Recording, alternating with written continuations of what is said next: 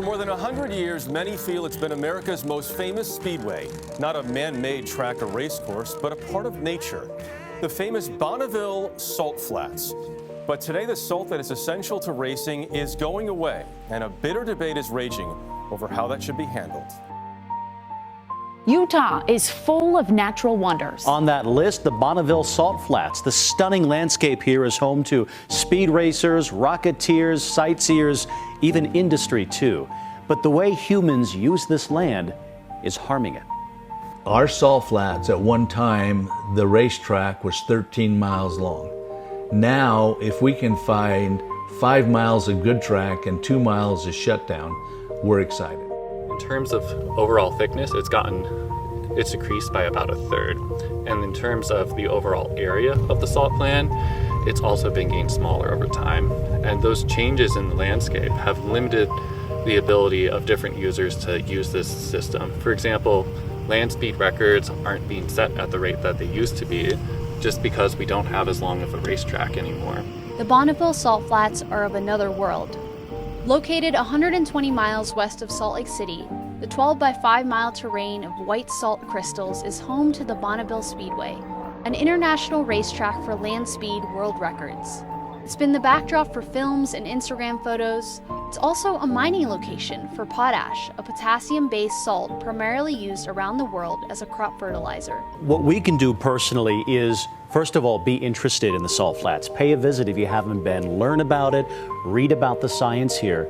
Second, if you want to take action, talk to your lawmakers. That's one thing, right? Ask what they're doing. Number two, when you do visit the salt flats, ask yourself, are you treading lightly on the land? Are you taking care of it? Maybe you shouldn't drive your car onto the salt. Certainly not when it's wet. You're not supposed to do it then. But think about how you use it and maybe go a little lighter on that land if you can. But still more research to be done. They've got to test out some of these theories and we'll see what happens. But there are people who are working to save the salt flats, and that's important to know. All very good things to keep in mind. Brian, great job. Thank you very much. Thanks.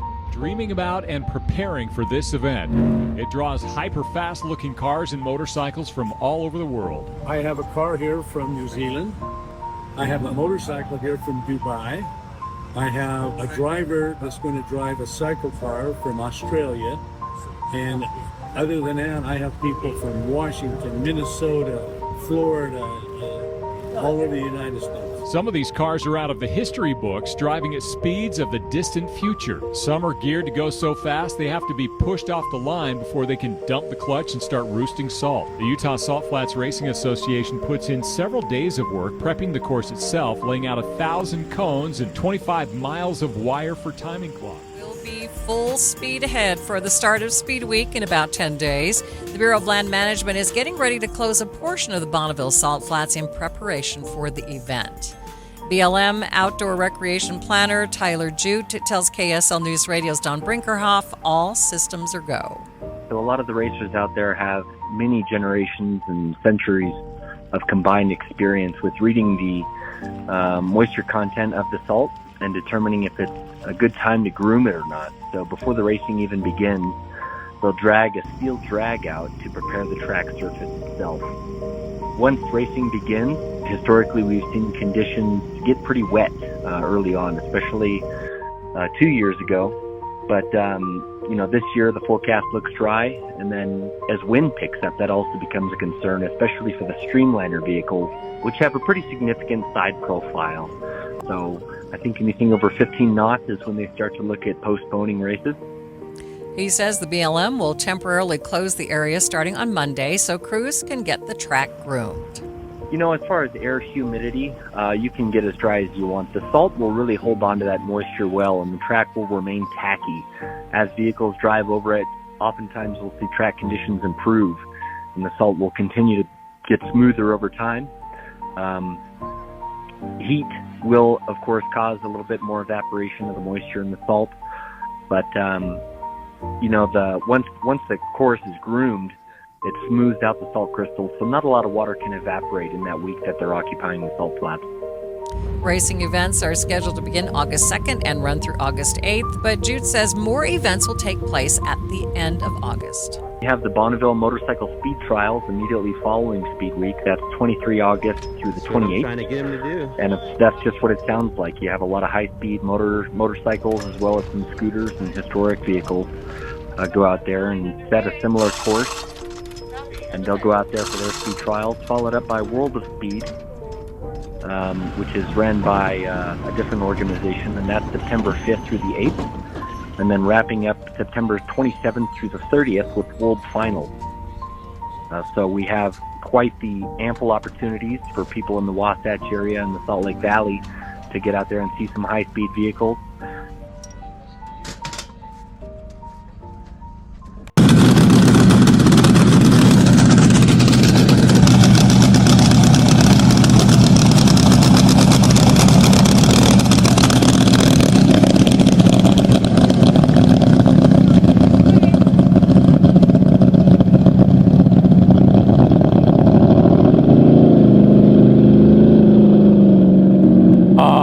Got my hit dosage of fuel. Oh, that is proper nitro. Man, I can't express enough. Too bad we didn't have smell-o-vision. Feel like a crack addict at the moment. Sounding really good down course. Car number 44. All right, 44 through mile 2 at 245.424, running a 306 class record. 2 1/4, 271.852. Mile 3, 279.529. Mile 4, 290.739. And shut it down after mile 4. Top speed at 290.739. Running on a class record of 306.247. With Casey Polk behind the controls of DRM Racing. Great job. That was a nice run for the morning. Great way to start the morning. Who needs coffee? Brian Dean driving the hell out of Thunder Salt. That is car number 916, sounding really good down course. Class record is 262.685. That is a AA blown gas rear modified roadster. Through mile 2 at 203.056. 2 1/4, 230.453. Doing a good job. Wow. All that throttling, trying to keep the car going. Mile 3, he's still under power, 237.978. Kind of fell flat. Let's see what happens on mile 4. Does he gain up a whole lot of speed? He's real close to that 262 class record. Come on, Brian. 251.714 through mile 4. He is on the front porch of that record. Come on. All you got is a mile and 9 miles an hour. Let's go. Can you qualify for the record? Let's go, Brian. Whip on that Thunder Salt. Come on, come on, come on, come on. Oh, he shut it down after mile 4. He was just right there. 251.714 in mile 4 for car number 916, Dean's Thunder Salt 2. Roaring on the course now, car number 203. It's a Callaway Warnick entry with John behind the controls.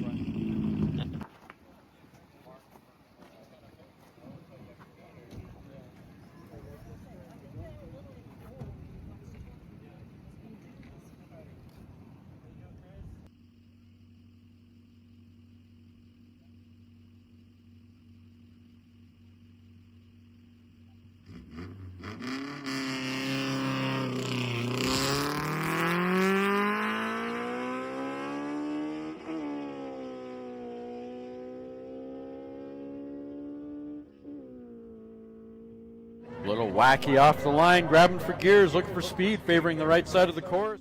That is John behind the controls on this run. 1929 Ford Roadster sporting an S.c.t.a. Honda. That car is owned by George Callaway. Another one of those cars that seems to breed landscape racers.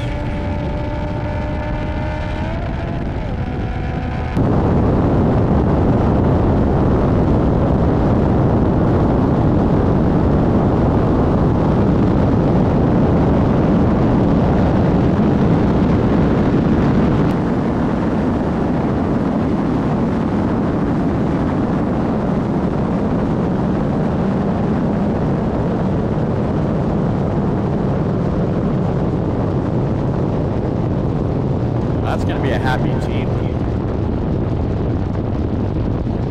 Great job, guys. Take it to impound now. That is an H Fuel Roadster. High Desert Racers Club.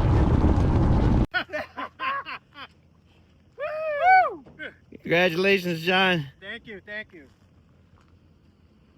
For George Callaway. There you go.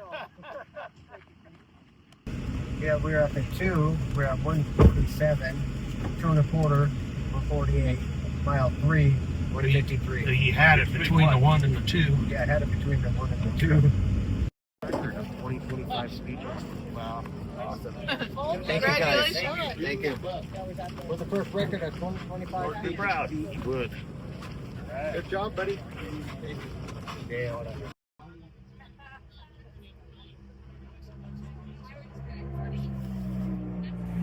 All right, here we go. Up next is going to be a AA fuel modified roadster. We got Vulcanish Racing, Channing Filler. Class record is 259.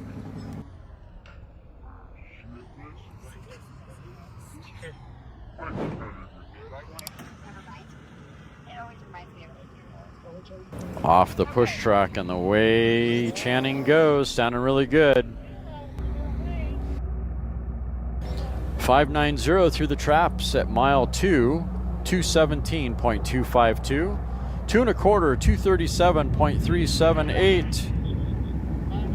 Mile 3. On course now, car number 811. That is a D Fuel Roadster. Beck, Bowman, and Teston. Paul Bowman behind the controls on this run. 239.210 is the class record. Through mile 2, great start. 215.435. 2 1/4, 228.605. Great progress. Doesn't have too much further to go. 232.013. Mile 4. Can we get to that 240? 811 left parts on the course. Yeah, I didn't hear if it was a turnout after mile 3, but it may have been. May have shut it down after the 3rd mile. And coasting through the 4 at 113. All right, we might leave it out here. So. I don't think there's going to be much we can fit.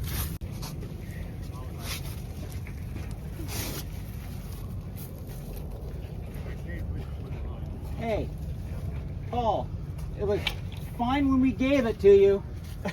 Hey, shut up. Wait. You fellas are doing a stand-up job. After watching those videos from Thursday, I'll get the fuck out of here.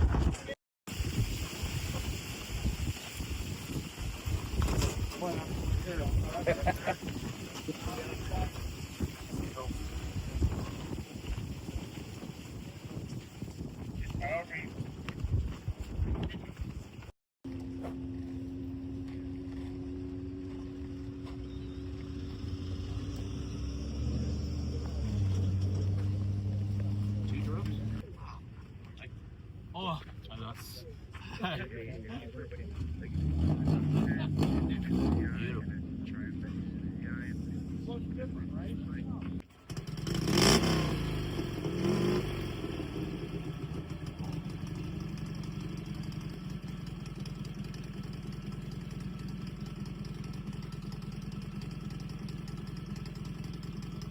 Tweakers Racing, all the way from Japan. Very special crew. These guys are really meticulous about what they do and how they go about it.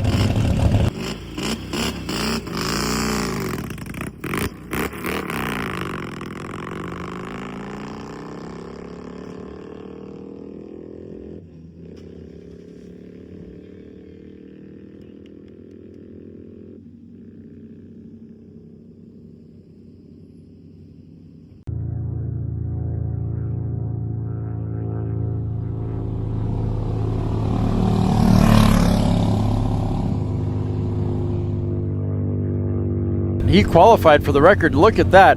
Take an impound, guys. Congratulations.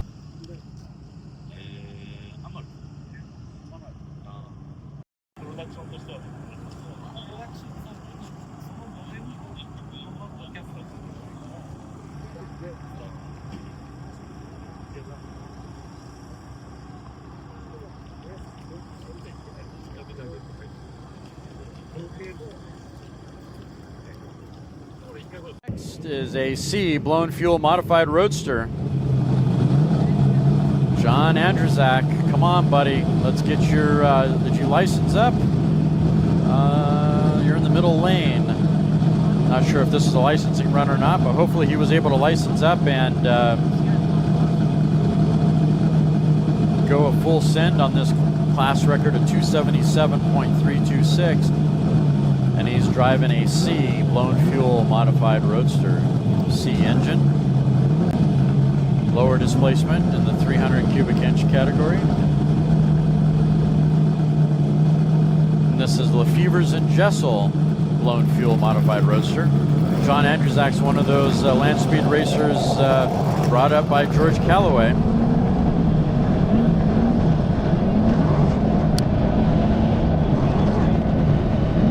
Off the push truck. Trying to get off the push truck. There we go. Good job, buddy. Go get it off the push truck, and away he goes, favoring the center of the course, keeping it all together, keeping the traction going for that 277 class record. Through the one for car number 701. Through the two at 212.784. That's a good start. That is a great start. 2 1/4, 237.791. Plenty of real estate to get that 277. Does he have power? LeFevers and Jesel, they can provide the power. Mile 3, 245.447. Mile 4, come on, mile 4. You aren't too far away from that 277. You're on the ballpark. 263.924. You're climbing the steps. You got one more mile to go. Can you get to 278? Can John qualify for this record in mile 5? Let's go. Through the 5, 270.448 with an exit speed of 270.959. Nice run for John Andrzak and the LeFevers and Jesel blown fuel modified roadster.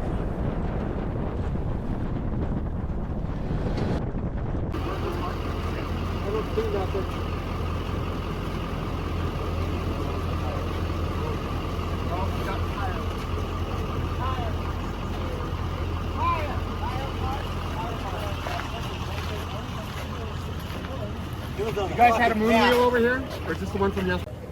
Of course, I always give comment about the paint scheme on this car and the shape of the nose and all that fun stuff. A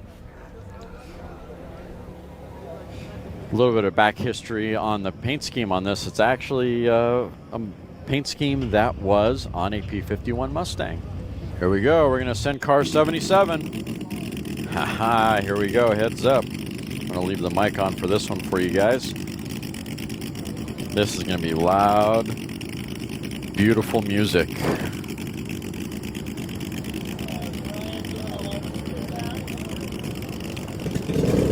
This is a licensing pass on Brian here, JNS.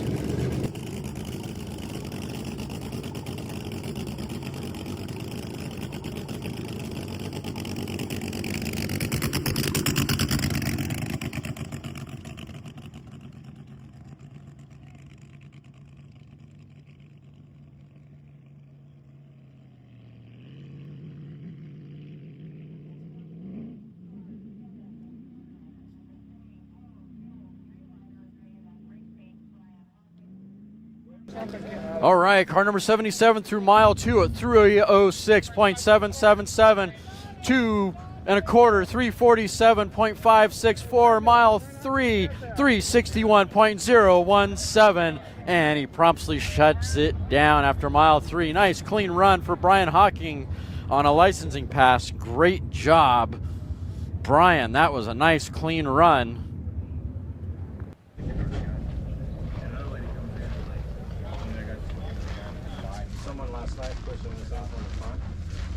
Past the latch, so now it's halfway between here and here, right? And now the latch is up here, so I can't pull it out from the latch, so I end up having to push it all the way in. Push it in the front. All right, next up is 911 on course 1. Yep. car number 911, AA blown fuel roadster with Donnie behind the controls. Cummings, Beck, Davidson, Thorntonsberry. Running on a class record of 284.225, AA blown fuel roadster. On course now, 911.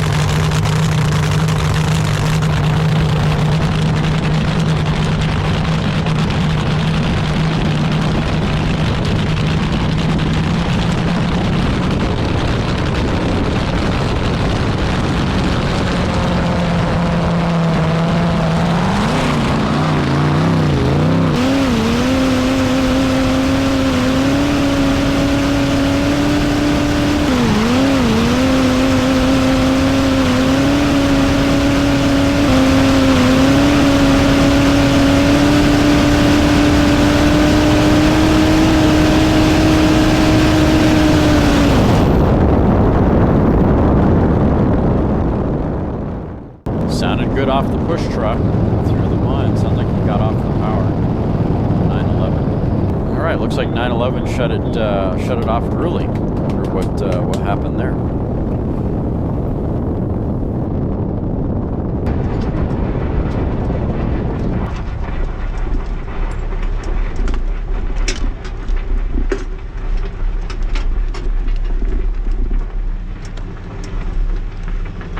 It's fine. Just went through the clutch.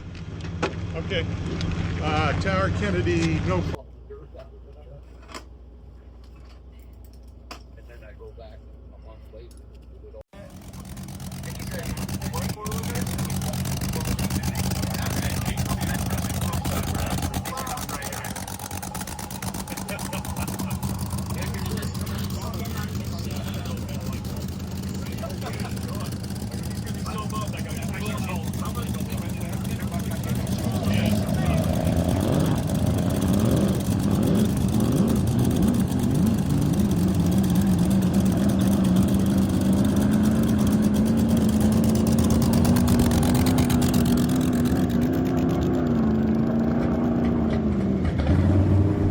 Keep her together, Frank. Keep her together. Come on, buddy. Got a little wacky there on him. Hitting about the 3/4 mile mark. Definitely darted towards the right side just a little bit, but he kept it together, and he's going for a 373 mile an hour record. This is an A blown fuel Lakester, Frank Silva Jr. of Salt Racing. Mile 2, 271.211. 2 1/4, 315.243. Mile 3, 320.958. In the threes, here we go. 3 for 3, 2 miles to get to 374 miles an hour. Come on, engine. Come on, car. Come on, driver. Through the 4 at 185.880. Chute is out. Nice run for Frank Silva Jr. and Salt Racing.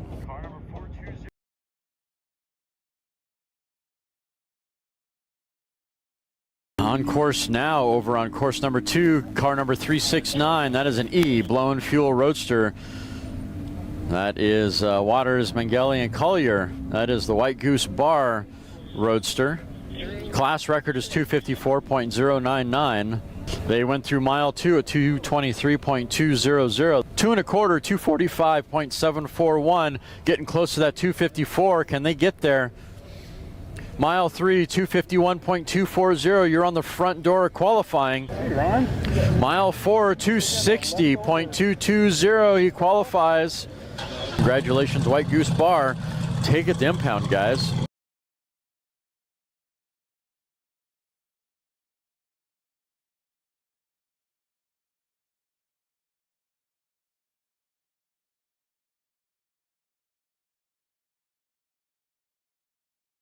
Ferguson crew got him fired up. Hopefully Don is happy with what he sees on the numbers for the engine.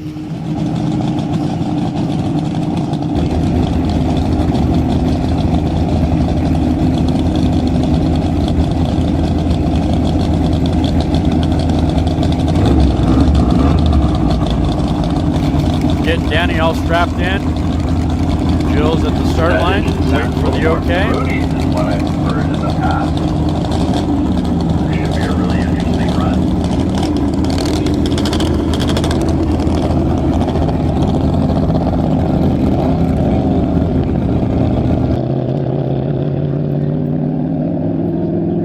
Off the push truck, and away he goes, nice and clean, favoring the center of the course.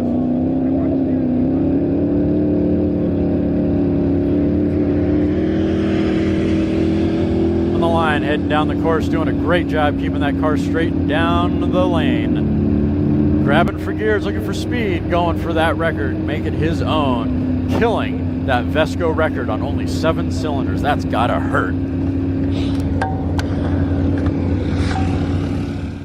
Danny qualified with a 369.456. This is a Don Ferguson Racing Team car. Mile 2, 259.780, 2 1/4, 299.838. He's growing in speed. Come on, buddy. Mile 3, 316.716. He's on the front porch. Mile 4, 351.408. Destroying that 335 record on 7 cylinders. Mile 5, 372.056. Exit speed of 381.359. Take the impound, Don and Danny. Congratulations, guys.